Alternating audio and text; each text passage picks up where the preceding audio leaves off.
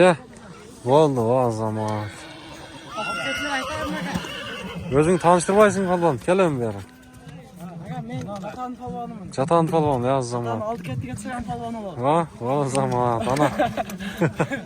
Ha, Oldi ketdi, kvartiraga tushadi, hozirda. Shuni ukam chetdan sapaydi. Chiqib qolasin deb. tomoshani suyat ekan bunda bolalarcha. Azamat. Aka o'tgan guloqda bitta Lexus 570 ga tashlagan. Shunda. Молодец. O'sha tomoshang chin bo'lsin ham, ha, polvon. O'sha men. Boyka qayerdan? Boyka. Ha. Fazla bolasi. Boyka jashqo, ha, janob. Yash, yem poltorashka oldi. Jazg'a qunan. Buni qo'shi, to'g'ri. Aka pula. Pula. Kokbor degan o'yinda so'yib ketgan pulyam bolasi.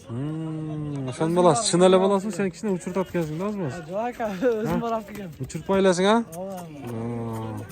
Chatamdan keldinglarmi? Yaxshi.